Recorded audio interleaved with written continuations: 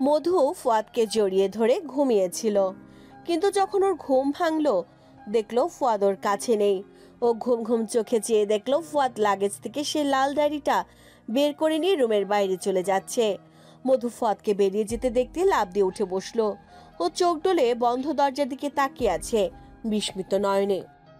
ফুয়াদ এমন লুকোচুরি করে ডায়েরিটা নিয়ে কোথায় যাচ্ছে? বাই এনি চান্স এটা ফুয়াদের কোনো এক্স গার্লফ্রেন্ডকে নিয়ে লেখা নয় তো? মধু চমকে উঠল। ফুয়াদের কোনো এক্স গার্লফ্রেন্ড ছিল নাকি? ও তো জানে না। হয়তো ছিল, তাকে হয়তো প্রেয়সী নামে ডাকতো। ওর মনে ঈর্ষা তৈরি হলো। ও লাফ দিয়ে বিছানা থেকে উঠে ফুয়াদকে ফলো করার চিন্তা ভাবনা করলো, কিন্তু মধু এখন যে পোশাক পরে আছে এসব পরে বাইরে যেতে পারবে না। তাই মধু দরজা খুলে ব্যর্থ চোখে ফুয়াদের যাওয়ার দিকে উকি মারলো। ফুয়াদ বাইরে চলে গেলে মধু রুমে এসে বসলো। মধু ফুয়াদের নাম্বারে কল করলো। ফোন বেজে উঠলো বিছানায়। ও তাকিয়ে দেখলো বালিশের পাশেই ফোন বাজছে। ও ফোন কেটে ফুয়াদের ফোন নিজের হাতে নিল। মধু ফের বিছানায় শুয়ে ফুয়াদের অপেক্ষা করতে করতে ঘুমিয়ে পড়ল। যখন ঘুম ভাঙলো দেখলো ফুয়াদের পাশে গভীর ঘুমে আচ্ছন্ন। মধু চোখ বড় বড় করে তাকিয়ে আছে ফুয়াদের ঘুমন্ত মুখের দিকে। মধু উঠে বসে ভাবছে ফুয়াদ তো কোথায় জানি চলে গেল ডায়েরিটা নিয়ে। আসলো কখন? মধু ঘড়ির দিকে তাকিয়ে দেখলো 1 ঘন্টা পেরিয়ে গেছে। ও ফুয়াদের অপেক্ষায় থাকতে থাকতে ঘুমিয়ে গিয়েছিল তার মানে। মধু ফুয়াদের মুখের দিকে 1 মিনিট চেয়ে থেকে পা টিপে উঠে দাঁড়ালো। তারপর মধু আস্তে আস্তে লাগেজের দিকে গিয়ে চেক করলো ডায়েরিটা আছে নাকি। ও দেখলো ডায়েরিটা আছে। ও চেনেটকে আবার বিছানায় এসে বসলো। ফুয়াদ এই ডায়েরিটা নিয়ে কোথায় গিয়েছিল? মধু ওয়াশরুম থেকে চোখে মুখে পানি দিয়ে এসে আবার খাটে বসে চিন্তিত মুখে। ওর বুকের ভেতরটা ছটফট করছে ডায়েরিটা পড়ে দেখতে। মধু চোরের মতো মুখ করে লাগেজের দিকে তাকিয়ে আছে। ওর হাত নিষ্পিস করছে। হঠাৎ পেছন থেকে কেউ ওকে জাপটে ধরে 2 হাতে। তার গরম নিঃশ্বাস ও নগ্ন ঘাড়ে পড়ছে। ও কেঁপে উঠল ফুয়াদের স্পর্শ। ও ছিটকে ওঠে, চোখ লাগেজ থেকে সরিয়ে ভীতুমুখ করে চোখ পিটপিট করতে লাগলো। ফুয়াদ মধুর কাঁধে থুতনি রেখে বলল, কখন উঠলে? আপনি কখন আসলেন? তুমি দেখে ফেলেছো? আপনি কোথায় গিয়েছিলেন লুকিয়ে? যার ডায়েরি তাকে দিতে গিয়েছিলাম, কিন্তু তার দেখা পেলাম না। সমুদ্র ভাইয়ার সাথে দেখা করছেন? এখনো না। দরজার বাইরে থেকে ফাহাদের কণ্ঠ পাওয়া যাচ্ছে, ওদেরকেই ডাকছে। ফুয়াদ উঠে ওয়াশরুমে চলে গেল ফ্রেশ হতে। ফুয়াদ বের হতে মধু ড্রেস চেঞ্জ করে আসলো। তারপর দুজনে একসাথে বাইরে আসলো। বাইরে এসে মধু দেখলো কাউসার আর তিন্নি কিছু নিয়ে ঝগড়া করছে। মধু অবাক হয়ে ওদের দিকে তাকিয়ে আছে। তিন্নি মধুকে পেয়েই ওর কাছে ছুটে আসলো আর বলল, আমার মাথাটা নষ্ট করে দিচ্ছে, এই লোকটাকে কেন আনলি তোরা? আসতে বল, বেচারা শুনবে তো। আমার কি শুনুক। তিন্নির আগে গজগজ করে সামনে চলে গেল। মধু কাউসারের দিকে তাকিয়ে কিছু বলবে। কাউসার বলল, ভাবি ভালো আছেন? ভালো। আমার বান্ধবী তো রেগে বোম হয়ে আছে, তার রাগ ভাঙান। ফুয়াদকে দেখে তিন্নিও চলে গেল, আর কিচ্ছু বলল না। সবাই খাবার খেতে এসেছে রেস্টুরেন্টে। মধু আর ফুয়াদ সবার শেষে এসে বসলো সবার সাথে। তিন্নি আর কাউসার 2 প্রান্তে বসেছে দেখে মধু মিটি মিটি হাসলো। খাবার অর্ডার করা হলো সবার জন্য। ফুয়াদ ফোন টিপছিল। নাফিসা বেগম বললেন, সমুদ্র কোথায়? ফুয়াদ চমকে তাকালো মায়ের দিকে, অতঃপর বলল, আমি নিজেও পাচ্ছি না তাকে, ফোনেও কন্ট্যাক্ট করতে পারছি না। তুমি তো বলেছিলে সমুদ্র কক্সবাজারে আছে। হ্যাঁ। সে কোথায় তাহলে? ফুয়াদ মাথা নিচু করে আছে দেখে আর কিছু জিজ্ঞেস করলেন না নাফিসা বেগম। ফুয়াদের দিকে পলকহীন চোখে তাকিয়ে আছে মধু। আপনি ভাইয়াকে কখন খুঁজতে গেলেন? কপাল কুঁচকে বলল মধু। ফুয়াদ বলল, তখন তুমি ঘুমিয়েছিলে। তখন তো আপনি ডায়েরি নিয়ে গিয়েছিলেন। একসাথে দুজনকে খুঁজেছি, কাউকেই পাইনি। মধু সন্দেহ চোখে তাকিয়ে আছে ফুয়াদের দিকে। ফুয়াদ মধুর চোখের দিকে তাকিয়ে বলল, কি হয়েছে? সিআইডির মতো করে তাকিয়ে আছো কেন? আপনি চোরের মতো আমতা আমতা করে উত্তর দিচ্ছেন কেন? আমি আমদা আমদা কোথায় বললাম? আল্লাহ তাআলা জানেন। আপনি কি নিজের মধ্যে লুকিয়ে রেখেছেন? খিদে পেয়েছে খুব, খাবার আসতে এত লেট করছে কেন? 10 মিনিট হলো কেবল। এত জনের খাবার তৈরি করতে কমপক্ষে আধ ঘন্টা তো লাগবেই। কিন্তু আমার পেট ব্যথা করছে, মনে হচ্ছে না খেতে পারলে মরে যাব। মধুর কথা শুনে ফুয়াদ হাহা করে হেসে দিল। ওর হাসির শব্দে আশেপাশে থাকা সবাই অবাক হয়ে তাকালো ওর দিকে। মধু গাল ফুলিয়ে ওর দিকে তাকিয়ে আছে। ফুয়াদ মধুর কড়া চোখে চাহনি দেখে হাসি গিলে বলল, কি হয়েছে, চোখ রাঙাচ্ছ কেন? হাসলেন কেন? তোমাকে নিয়ে হাসিনি, বিলিভ মি। হঠাৎ করে একটা হাসির কথা মনে পড়লো, তাই হেসে দিয়েছি। রাগ করো না জান। কি এমন হাসির কথা মনে পড়লো বলুন দেখি, আমি একটু হাসি। ফুয়াদ চারপাশে সবার দিকে তাকিয়ে দেখলো, কেউ আর ওর দিকে তাকিয়ে না থাকলো ফাহাদ ওর দিকে তাকিয়ে আছে। ফুয়াদ ওর দিকে তাকাতেই ও চোখ সরিয়ে নিল। মধু বলল, কি হলো বলুন।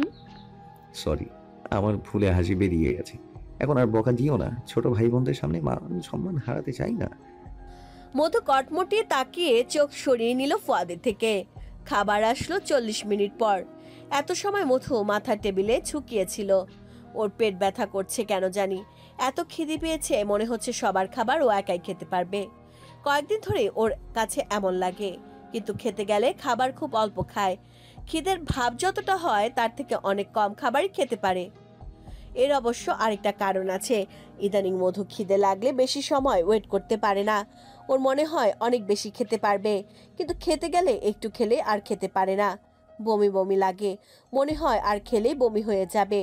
বমির হাত থেকে বাঁচতে মধু ইদানিং খিদে পেটে থাকলেও খাওয়া কমিয়ে দিয়েছে।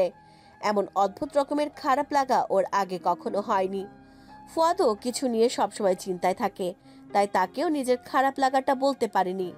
হঠাৎ এমন হতে ও ভীত হয়ে আছে। ওর কোনো বড় অসুখ হলো না তো? মধু মাথা টেবিলে ঠেকিয়ে বসেছিল। হঠাৎ ঘাড়ি ফুয়াদের হাতের স্পর্শে ও সোজা হয়ে বসলো। ফুয়াদ ওকে জিজ্ঞেস করলো, কি হলো, অনেক বেশি খারাপ লাগছে? ফুয়াদ হসপিটাল থেকে আসার পর থেকে মধুর দিকে খুব একটা মনোযোগী নয়, তাই মধুর খারাপ লাগা ওর পরিবর্তন হওয়া ও টের পায়নি। হসপিটাল থেকে আসার মাসের উপরে চলে গেছে। সমুদ্র নিখোঁজ হয়েছে, তারও অনেক দিন হয়ে গেল। ফুয়াদ এখন নানান চিন্তায় অস্থির থাকে, তাই মধুকে দেখার টাইম পায় না। খাবার আসতে ফুয়াদ আজ নিজেই বলল, আমি খাইয়ে দিচ্ছি। বলে নিজের খাবার সরিয়ে রেখে মধুকে আগে খাইয়ে দিতে লাগলো। এতক্ষণ যতটা খাবারের জন্য পাগলামি করেছিলে, এখন তো খেতে গিয়ে একটু আনন্দ করছো না। মুখটা অমন করে রেখেছো কেন? খাবার ভালো লাগছে না? আমি আর খাবো না। আর খাবে না মানে কি? তুমি তো এখনো কিছুই খাওনি। শুরু হতেই শেষ।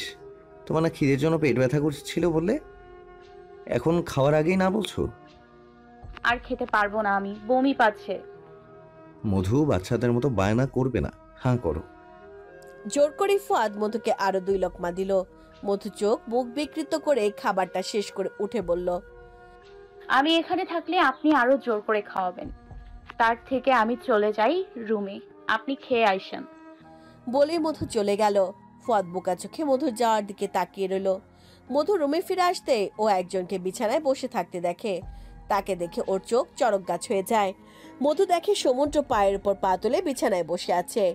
ও রুমে প্রবেশ করতে একগাল হেসে ওর দিকে তাকায়। মধু আচমকা সমুদ্রকে দেখে ভয়ে সিটিয়ে যায়।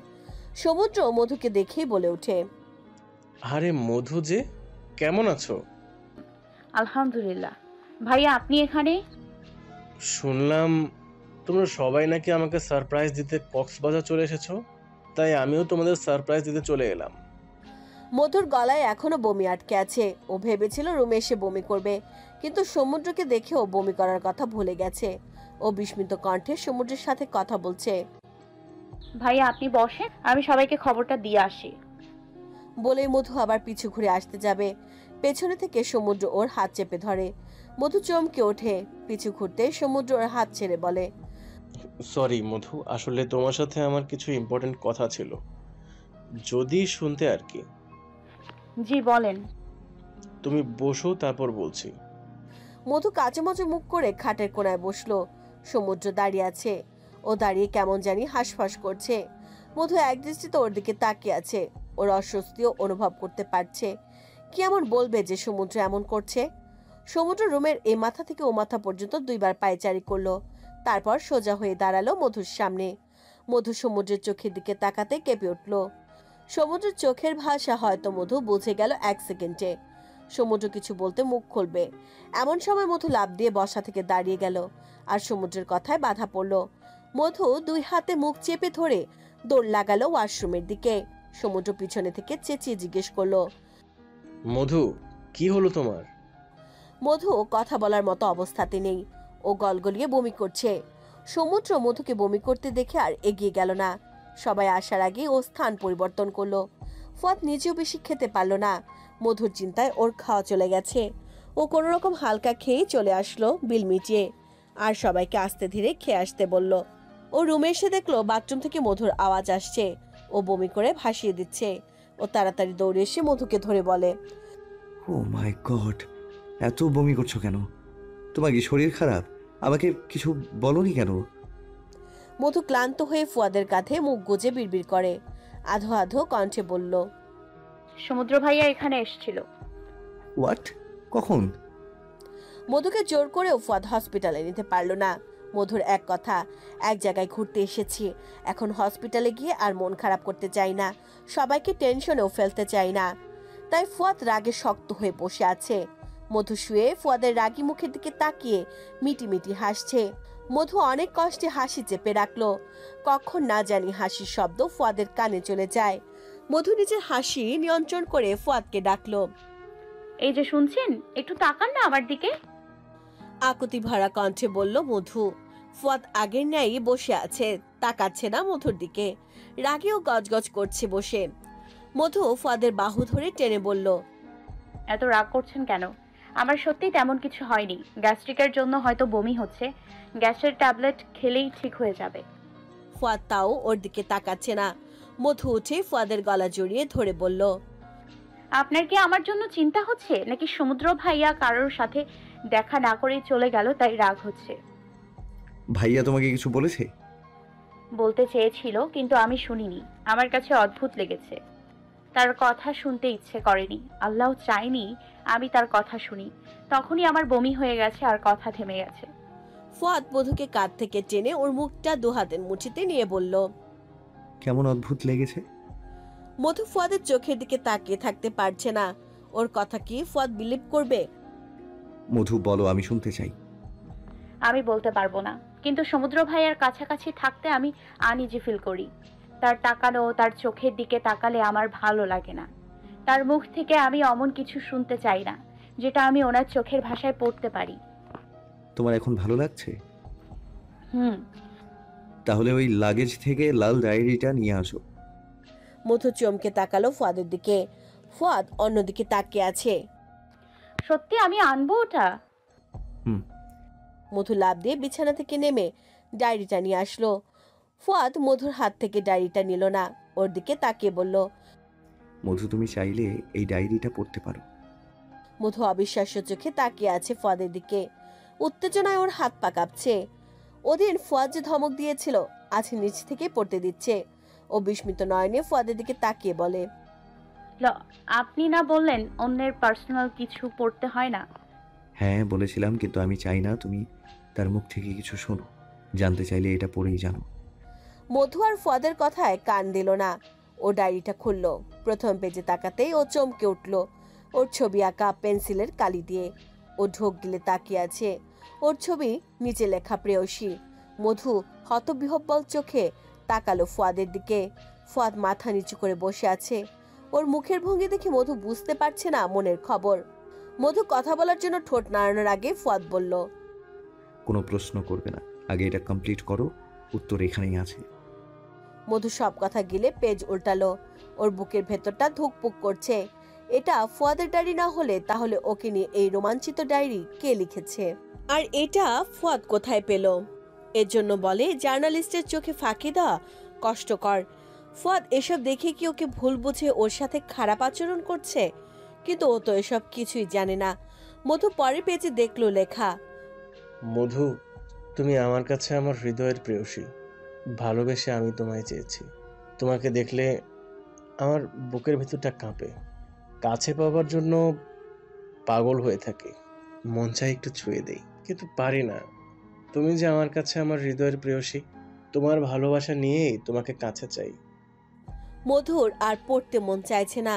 ওর রাগে গজগজ করছে। কার এত বড় সাহস ওকে নিয়ে এসব লিখে? মধু পরপর আর কোনো পেজ লেখা পড়ল না। ও শুধু দেখে গেল বেশি লেখা নেই, কিন্তু যতটুকু আছে তাতেই কাউকে বশ করার ক্ষমতা আছে।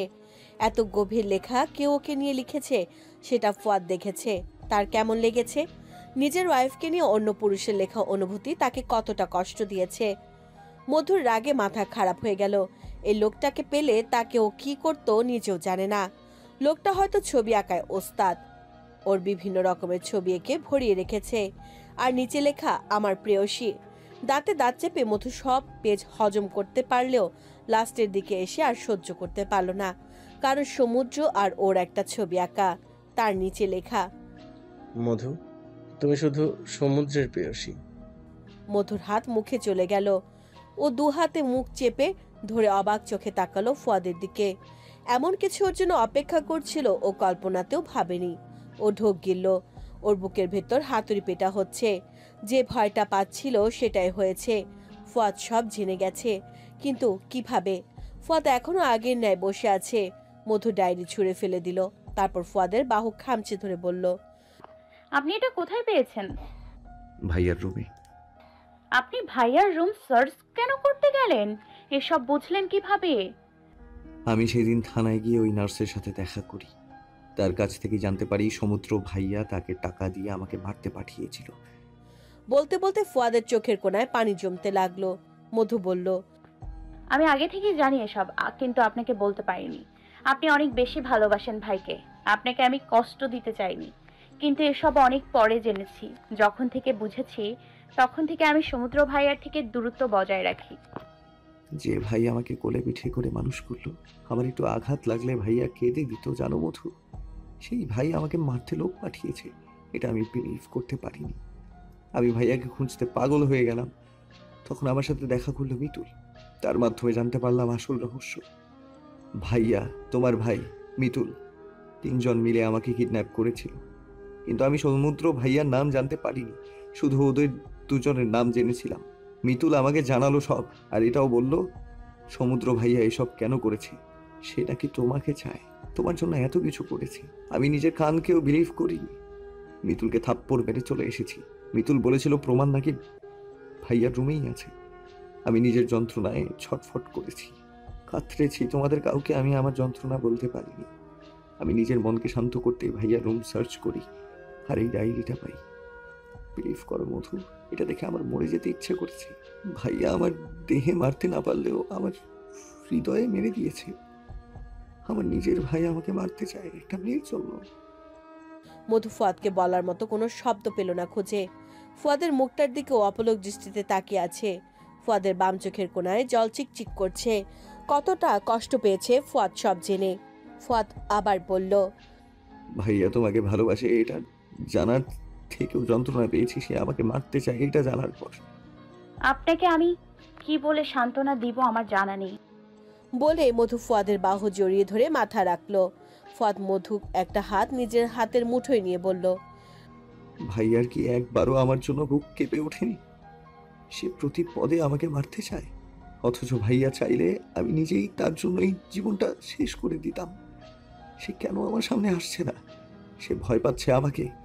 আমি আমার ভাইকে কিচ্ছু বলবো না মধু, শুধু একবার তাকে সামনে এসে দাঁড়াতে বলো। তার কাছে আমার একটাই প্রশ্ন, আমি জানতে চাই সে কি আর তার ছোট ভাইকে ভালোবাসে না? আমি মরে গেলে কি সে বিন্দু পরিমাণও কষ্ট পাবে না? সে আমার থেকে পালিয়ে বেড়াচ্ছে কেন? আপনার কিছু হলে আমার কি হবে? আপনি নিজের ভাইকে ভালোবাসেন ঠিক আছে, কিন্তু নিজের জীবনের মায়া আপনার না থাকলেও আমার স্বামীর জীবন আমার সব। আপনি না থাকলে আমি তো ভালো থাকবো না। আপনার কিচ্ছু হতে দিব না আমি। ওনাকে আমি পুলিশে দিব। আমি আমার ভাইকে পুলিশের হাতে দিতে পারবো না মধু। পুলিশে দিতে পারবেন না, কিন্তু নিজে মরতে পারবেন, তাই তো? হুম। আপনার ভাইকে আমি আর একবার হাতের কাছে পেলে নিজেই খুন করে জেলে যাব। রাগী মধুর নাক লাল হয়ে উঠল। সকালে সবাই সমুদ্র সৈকতে বেড়াতে গেল। রাতে এত এত শখ খেয়েছে মধু, সকালে আর কোথাও যাওয়ার ইচ্ছে ছিল না। কিন্তু ফুয়াদকে দেখলো পরিবারের সামনে কি সুন্দর মনের কষ্ট মনেই চেপে রেখে হাসি মুখে পরিস্থিতি সামাল দিচ্ছে। মধু শুধু অবাক হয়ে ফুয়াদকে দেখছিল। সমস্ত কষ্ট ফুয়াদ নিজের মধ্যে রেখেছে। আগে ফুয়াদের ব্যবহারে মধুর ক্ষণে ক্ষণে অভিমান জন্মাতো। মনে হতো ফুয়াদ পরিবর্তন হয়ে গেছে, কিন্তু এখন ফুয়াদের জন্য কষ্টে বুকের ভেতরটা ফেটে যাচ্ছে। কিভাবে পারছে? তিন্নি এসে মধুর হাত ধরে কি জানি বলল, কিন্তু মধু সেসব কোনো কথাই ওর কানে যায়নি। ও আছে অন্য ধ্যানে মগ্ন। তিনিও রেসপন্স না পেয়ে চলে গেল গাল ফুলিয়ে। মধু ফুয়াদের থেকে চোখ সরিয়ে এদিক ওদিক তাকাচ্ছে। ওর মন বলছে সমুদ্র ওর আশেপাশে আছে, কিন্তু ওর নজরে পড়ছে না। ও একাই দাঁড়িয়ে পড়ছে। সবাই সমুদ্রের কাছাকাছি চলে গেছে। মধু একাই দাঁড়িয়ে আছে থমকে। হঠাৎ ফুয়াদ পিছু ঘুরে দেখে মধু একা পিছু দাঁড়িয়ে আছে। ও মধুকে 2বার ডাক দেয়। মধু সারা শব্দ না করায় ফুয়াদ ওর দিকে এগিয়ে আসে। কি হলো, এখানে দাঁড়িয়ে পড়লে যে? আমার মন বলছে সমুদ্র ভাইয়া আমাদের আশেপাশে আছে, আমাদের নজরে নজরে রাখছে, কিন্তু সামনে আসবে না। হয়তো। এটাই সত্যি, তিনি আপনার চোখে চোখ মেলাতে পারবে না, তাই সামনে আসবে না, কিন্তু নজরের আড়ালও করতে পারছে না। আপনি প্লিজ আমার সাথে থাকেন, ওনাকে দিয়ে আমার বিশ্বাস নাই কখন কি করে বসে। যেটা ভাগ্যে আছে সেটা তুমি আমি কেউ আটকাতে পারবে না। জীবন কতক্ষণ আছে তার গ্যারেন্টি কেউ দিতে পারে না। তাই যতটুকু আছে আতঙ্ক সরিয়ে একটু শান্তিতে বাঁচি, কি বলো? দেখুন, আমার মেজাজ গরম করবেন না। জীবন মৃত্যুর সন্ধিক্ষণে আমরা বেঁচে থাকি, কিন্তু আপনার ভাইয়ের মতো সবার ভাই তার ছোট ভাইকে মারার জন্য পিছু পড়ে থাকে না। তাই এখানে ভাগ্য টানবেন না, নিজেকে বাঁচানোর চেষ্টা করেন। আপনার কিছু হলে আমি কিন্তু নিজেকেও শেষ করে দিব। ভাইয়ের প্রতি দয়া দেখিয়ে শুধু নিজেকে না, আমাকে বলি দিতে হবে আপনার, কথাটা মাথায় রাখেন। মধু কথাটা বলে সামনে হাঁটতে লাগলো। কয়েক কদম এগিয়ে দেখলো ফুয়াদ সেখানেই দাঁড়িয়ে আছে। তাই আবার ফিরে এসে ওর হাত ধরে বলল, আমাকে ডাকতে এসে নিজেই দাঁড়িয়ে পড়লেন যে, চলুন। টেনে ফুয়াদকে নিয়ে হাঁটতে লাগলো মধু। ফুয়াদ মধুর হাত টেনে ধরে চুমু দিয়ে বলল, তুমি এখন ঠিক আছো? আমার আবার কি হয়েছে? গতকাল এত বমি করলে যে, সকালেও তো বেশি কিছু খেলে না। এইভাবে চলতে থাকলে তো অসুস্থ হয়ে যাবে। শরীরের অসুস্থতা তো দেখতে পারবেন, কিন্তু মনের টেনশন কমাবেন কিভাবে? ভেতরে ভেতরে আমি দুশ্চিন্তায় গুড়িয়ে যাচ্ছি। কিচ্ছু হবে না আমার, টেনশন করো না। মধু ফুয়াদের কাঁধে মাথা রেখে দাঁড়িয়ে আছে। দূর থেকে একজোড়া চোখ ওদের দিকে এক দৃষ্টিতে তাকিয়ে আছে। তার চোখ দিয়ে যেন আগুন ঝরছে। মধু ইচ্ছে করে ফুয়াদের কাছাকাছি আছে। সমুদ্র দেখে যেন বুঝতে পারে মধু ওকে চায় না। ওর জীবনে একজনকেও ভালোবাসে, একজনকেই চায়, সে শুধুমাত্রই ফুয়াদ। সমুদ্র সত্যি পাশ দিয়ে ঘুরছিল। মধু আর ফুয়াদকে এত ঘনিষ্ঠভাবে দেখে ও আর এখানে থাকতে পারলো না। রিসোর্টে চলে আসলো। ও ছদ্মনামে রিসোর্টে উঠেছে, যাতে ফুয়াদ ওকে খুঁজে না পায়। ও চায় না ফুয়াদ ওকে খুঁজে পায়। যে নিজে থেকে লুকিয়ে থাকতে চায় তাকে পাওয়া যে এত সহজ না, সেটা হয়তো ফুয়াদ ভুলে গেছে।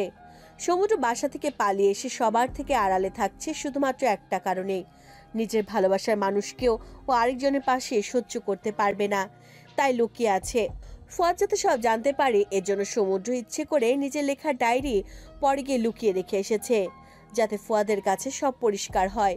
ও চেয়েছিল ফুয়াদকে সব জানাতে, ফুয়াদ ওর জন্য সব করতে পারে। তাহলে সব জানার পর ও কেন এত মাখামাখি ওদের? কেন ফুয়াদ মধুর থেকে আলাদা হচ্ছে না? সমুদ্র ভেবেছিল সব জানার পর ফুয়াদ মধুকে ছেড়ে দিবে আর সমুদ্রের হাতে তুলে দিবে আর বলবে মধু সমুদ্রেরই আছে, কিন্তু তেমন কিছু হয়নি। সমুদ্র চাইলেই মধুকে জোর করতে পারত, কিন্তু সমুদ্র পারেনি। শখের নারীর সামনে পুরুষ দুর্বল। ও পারেনি মধুকে জোর করতে। ও চেয়েছিল মধু ওকে নিজে থেকে ভালোবাসবে। ফুয়াদ মারা গেছে জানতে পারলে মধু ওকে ভালোবাসবে। এজন্য ফুয়াদকে কিডন্যাপ করে সমুদ্র, আর মধুর সব বিপদ আপদে ও সঙ্গ দেয়। বিয়েটাও নকল করে, কারণ মধুর বিশ্বাস অর্জন করার জন্য। সত্যি বিয়ে করলে মধুর চোখে ও খারাপ হতো, কারণ ছোট ভাইয়ের প্রেমিকাকে বিয়ে করেছে, তকমা লাগাতো। সমুদ্রের সবকিছুই ঠিক যাচ্ছিল। বিয়েটা নকল বলার আগেই মধু কিডন্যাপ হয়ে গেল, আর ফুয়াদ নিজেকে মুক্ত করে ফেললো। তারপর ওর প্ল্যান সব ভেস্তে গেল। মধুকে নিজের করে পাবার পথে বাধা হয়ে দাঁড়ালো ফুয়াদ। পাগলের মতো সমুদ্র মধুকে খুঁজছে।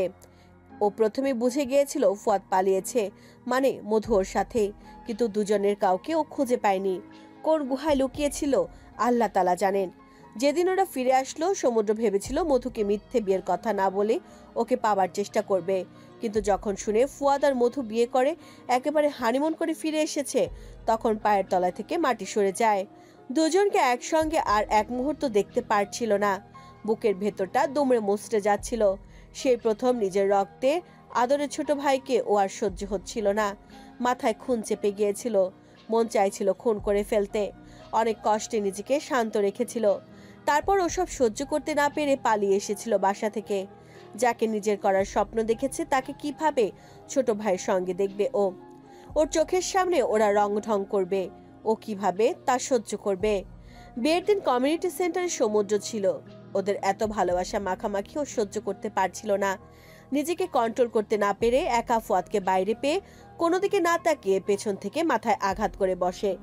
যখন ভাইকে রক্তাক্ত অবস্থায় নিচে পড়ে থাকতে দেখে, ওর বুকের ভেতরটা কেঁপে ওঠে। অনেক আদরে ফুয়াদকে ছোট থেকে কোলে পিঠে করে মানুষ করেছে, তাকে আঘাত করতে হবে কখনো ওর জানা ছিল না। ওর হাত কাঁপতে থাকে। ও কোনো রকম সিসি ক্যামেরা থেকে কাঙ্ক্ষিত ফুটেজ ডিলিট করে পালিয়ে আসে। তারপর হসপিটালে গিয়ে ও যখন দেখে ফুয়াদের বাঁচার আশা নিশ্চিত, ও নার্সের সাহায্য নেয়। কিন্তু ফুয়াদের কই মাছের জান, এত কিছু করে ওকে মারতে ব্যর্থ সমুদ্র। তারপর লুকিয়েও বাসায় যায় আর নিজের ডায়েরিটা রেখে আসে। মারতে ব্যর্থ হয়ে সব জানানোর প্রয়োজন মনে করে, কিন্তু নিজের মুখে বলার সাহস নেই ওর। নার্স সব জানিয়ে দেয় ফুয়াদকে। তখনও চায় ওর ভালোবাসার কথা ফুয়াদকে জানাতে। ভাইয়ের জন্য এখনো ভালোবাসা আছে, কিন্তু সেটা মধুর থেকে কম। সমুদ্র ফুয়াদ আর মধুকে এক সেকেন্ডও একা থাকতে দেবে না, তাই আবার রিসোর্ট থেকে বেরিয়ে পড়লো। ও নিজের বেশ পরিবর্তন করে আছে, যার জন্য সবাই ওকে দেখলেও চিনছে না। ফুয়াদ সবাইকে রেখে মধুকে একা নিয়ে কোথায় জানি যাচ্ছে। মধু অবাক হয়ে বারবার জিজ্ঞেস করছে ওকে নিয়ে ফুয়াদ যাচ্ছে কোথায়। ফুয়াদ কিছুতেই বলছে না কোথায় যাচ্ছে ওকে নিয়ে। হসপিটালের সামনে এসে মধু রাগি চোখে তাকালো ফুয়াদের দিকে, তারপর বলল, এসব কি? বলছিলাম না আমার তেমন কিছু হয়নি, তাও আপনার হসপিটালে আসা লাগলো। ভাইয়ের চিন্তা করতে করতে আমার তোমার প্রতি অবহেলা করা হয়েছে, এই জন্য তোমার এই অবস্থা। এখন চুপচাপ চলো, ডক্টরকে সব সমস্যা বলবে। মধু ফুয়াদের হাত ছেড়ে দিয়ে উল্টো হাঁটা ধরে বলল, আমি যাব না ভেতরে, আমার কিছু হয়নি। ফুয়াদ মধুর হাত ধরে গালে স্পর্শ করে বলল, আচ্ছা, এই কথাটা ডক্টর বললেই আমি মেনে নেব। চলো এবার যান প্লিজ। মধু গাল ফুলিয়ে ফুয়াদের সাথে ভেতরে আসলো। ফুয়াদ গতকাল রাতে কল করে এখানে সিরিয়াল দিয়ে রেখেছিল। সেটা শুনে মধু আরো অবাক হলো। ও ভেবেছিল ও ফুয়াদকে বুঝতে পারে, কিন্তু এই লোকটাকে চেনা আসলে মুশকিল। গতকাল এমন বিহেভ করলো যেন সত্যি মেনে নিয়েছে, কিন্তু পরিকল্পনা তো গতকাল থেকেই। ডক্টর সব শুনে মধুকে কয়েকটা পরীক্ষা দিল। মধু ডক্টরের কেবিন থেকে বেরিয়ে ফুয়াদকে বলল, আমার কিছু হয়নি। উনি কেন এতগুলো টেস্ট দিল? উনি ভালো ডক্টর না। দেখেন তো আমাকে কি কোনো দিক দিয়ে অসুস্থ মনে হয়? চেক করলে সমস্যা কোথায়? দাঁতে দাঁত চেপে মধু নার্সের সাথে চলে গেল। রক্ত নেওয়ার সময় মধু চিল্লাচিল্লি করে হসপিটাল মাথায় নিল। এদিকে সমুদ্র ফুয়াদ আর মধুর পিছু পিছু ঘুরছে। সমুদ্রেরও বুকের ভেতরটা কাঁপছে। মধুর বড় কোনো অসুখ হলো না তো? ডক্টরের কাছে কেন এসেছে ওরা? ভয় সমুদ্রও পাচ্ছে। ডক্টর বলল রিপোর্ট কালকে দেবে বা ফোন করে জানাবে যদি ইমার্জেন্সি কিছু হয়ে থাকে। ফুয়াদ আর বসে থেকে রিপোর্ট নিল না, আগামীকাল নিয়ে যাবে। ওরা চলে আসার পরও সমুদ্র হসপিটাল থেকে গেল। 2 ঘন্টা পর রিপোর্ট রেডি হলো। তখন সমুদ্র সেই রিপোর্ট নার্সের মাধ্যমে চেক করার কথা ভাবলো। ও নার্সের কাছে গিয়ে টাকা দিয়ে ম্যানেজ করলো। ও ভাবলো ছবি তুলে ওর এক ফ্রেন্ড ডক্টরকে পাঠাবে আর জানবে মধুর কি হয়েছে। ও তাড়াহুড়া করে ছবি তুললো। নিজে একটু ভালো করে চেক করলেই ও নিজে বুঝতে পারতো, কিন্তু তা করেনি। ও ছবি তুলেই তাড়াতাড়ি হসপিটাল ত্যাগ করলো। হোয়াটসঅ্যাপে ছবি পাঠিয়ে ও সে বন্ধুকে জিজ্ঞেস করলো কি আছে রিপোর্টে। বন্ধু তখন অ্যাক্টিভ ছিল না, তাই রিপ্লাই আসলো 8 ঘন্টা পর। সমুদ্র তখন নিজের রিসোর্টে চলে এসেছে। বিছানায় গা এলিয়ে দিতেই নোটিফিকেশন আসে। দোষ, এটা কার রিপোর্ট রে? কেন, কি হয়েছে? সিরিয়াস কিছু? হ্যাঁ, সিরিয়াস তো বটেই। এবার বল, কার রিপোর্ট? খুশির খবর আছে। সমুদ্র সিরিয়াস শুনে ভয় পেয়ে শোয়া থেকে বসে গিয়েছিল। নিচে আবার খুশির খবর শুনে কপাল কুঁচকায়। সোজাসুজি বলতে পারিস না? যার রিপোর্ট দিয়েছিস তিনি তো প্রেগনেন্ট, তাই বলেছি খুশির খবর। এটা কার রিপোর্ট রে? তুই কি বিয়ে করেছিস? দোস্ত, একা একা বিয়ে বাচ্চা পয়দা করে ফেললি। ডক্টর না হলো তো কখনো জানতেই পারতাম না। তাড়াতাড়ি দাওয়াত করে বিয়েও বাচ্চা 2 কারণে ট্রিট দিবি। প্রেগনেন্ট মেসেজটা দেখতেই সমুদ্রের হাতের বাঁধন খুলে যায়। মাথা ঝিমঝিম করতে লাগলো।